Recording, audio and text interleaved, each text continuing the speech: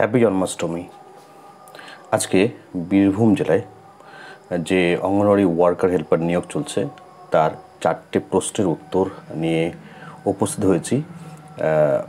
যেই প্রশ্নগুলো বারবার আমার দুটো চ্যানেলেই পাচ্ছি, অ্যাডভান্স বেঙ্গল এবং ওয়েস্ট বেঙ্গল অ্যাসপিরেন্স হাব।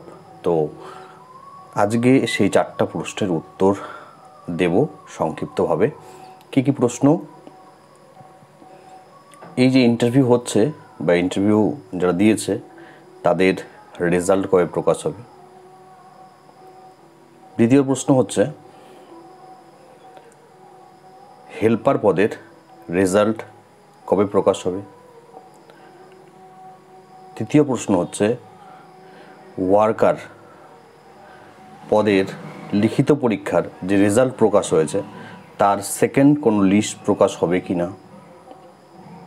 এবং 4 নম্বর প্রশ্ন হচ্ছে যে বীরভূম জেলাতে নতুন করে কি নিয়োগের কোনো সম্ভাবনা রয়েছে? তো যাদের এই প্রশ্নগুলোর উত্তর প্রয়োজন একটু ধৈর্য সহকারে কথাগুলো শোনো, আশা করি উত্তর পাবে এবং তোমাদের মনের মধ্যে যে প্রশ্নটা তৈরি হয়েছিল সেটাও ক্লিয়ার হবে। প্রথমত বলি যে বীরভূম জেলাতে নতুন করে আইসিডিএসের কোনো রিক্রুটমেন্ট হবে কি?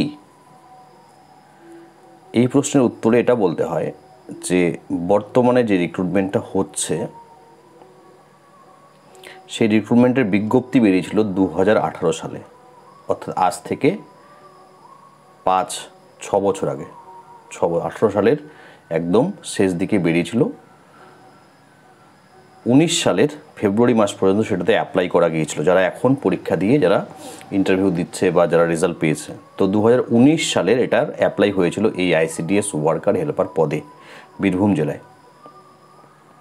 তারপর দীর্ঘ 5.5 বছর কেটে গিয়েছে এবং এখনও পর্যন্ত এই রিক্রুটমেন্টটি শেষ হয়নি, রিক্রুটমেন্ট প্রসেস সম্পূর্ণ শেষ হয়নি। তাহলে ধরে নিচ্ছি যে 6 বছর হচ্ছে লেগে যাচ্ছে এই যে রিক্রুটমেন্ট যেটা শুরু হয়েছিল 2019 সালে সেটা কমপ্লিট হতে। সেক্ষেত্রে যদি দেখা যায়, একদম আমাদের সাধারণ বুদ্ধি যেটা বলে, গত 6 বছরে প্রচুর ক্যান্ডিডেট, প্রচুর কর্মী বা সহায়িকা, ক্যান্ডিডেট নয়, প্রচুর কর্মী বা সহায়িকা তারা তাদের চাকরি জীবন থেকে রিটায়ার্ড হয়েছেন, অবসর নিয়েছেন।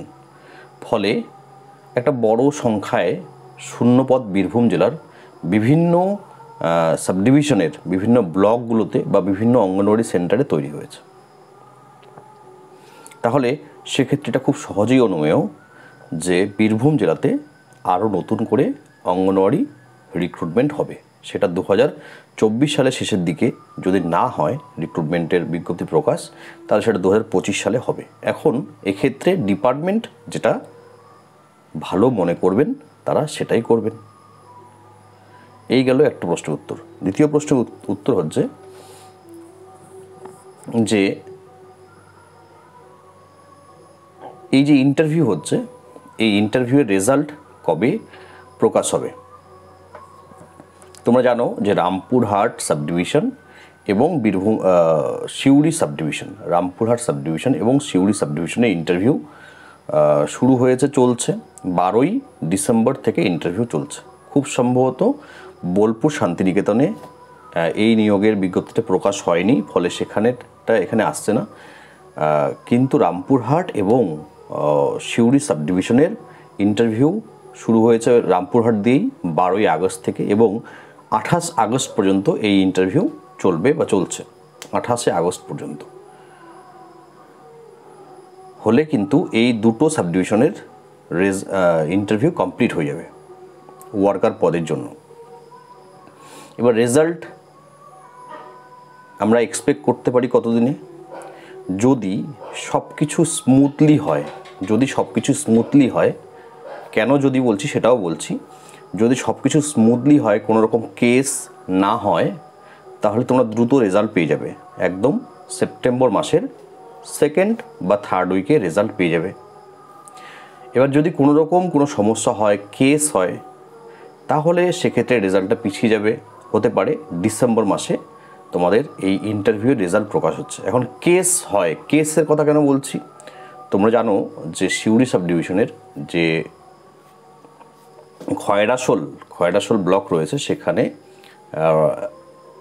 রেজাল্ট নিয়ে একটি নিউজ প্রকাশিত হয়েছে, যেখানে 4 জন ক্যান্ডিডেট, তাদের প্রথম যে লিস্টটি সিডিপিও অফিসে টাঙানো হয়েছিল সেখানে তাদের নাম ছিল, পরবর্তীতে যে লিস্ট আবার টাঙানো হয়েছে যেটাতে এসডিও সাহেবের সই ছিল সেখানে সেই 4 জন ক্যান্ডিডেটের নাম নেই। তো তারা একটা কেস করবে বা করার মতো একটা চিন্তাভাবনা নিয়ে রয়েছে।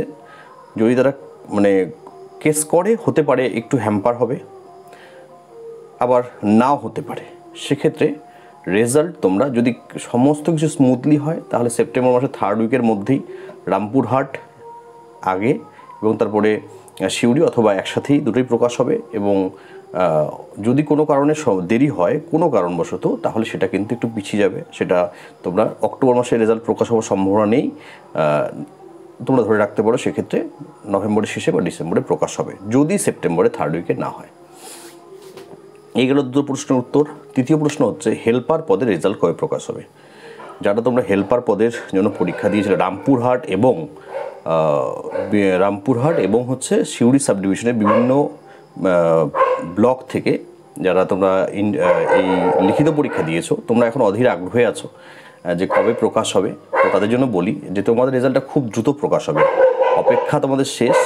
ইন্টারভিউটা যেহেতু শেষ হচ্ছে, যেহেতু ওয়ার্কার পদের ইন্টারভিউ শেষ হচ্ছে, ইন্টারভিউ শেষ হওয়া মাত্রই 2-4 দিন 7 দিনের মধ্যে হচ্ছে তোমাদের হেল্পার পদের রেজাল্ট প্রকাশ হবে। তাই তোমরা ইন্টারভিউর প্রস্তুতি নাও। আর যারা হেল্পার পদে ইন্টারভিউতে যারা ডাক পাবে, তাদের যদি নোটস প্রয়োজন হয় তাহলে আমার সঙ্গে তোমাদের যোগাযোগ করতেই হবে। আমার হোয়াটসঅ্যাপ নাম্বার তোমরা জানোই, আমার হোয়াটসঅ্যাপ নাম্বারে তোমরা প্রয়োজনে আমার সঙ্গে নোটসের জন্য যোগাযোগ করতে পারবে। এই গেল একটা কোশ্চেন। 3টা কোশ্চেন আমি উত্তর দিলাম। 4 নম্বর কোশ্চেন হচ্ছে যে সমস্ত ব্লকগুলোতে ওয়ার্কার পদের রেজাল্ট প্রকাশ হচ্ছে লিখিত পরীক্ষার, সেখানে কি কোনোভাবে কোনো সেকেন্ড লিস্ট আসতে পারে?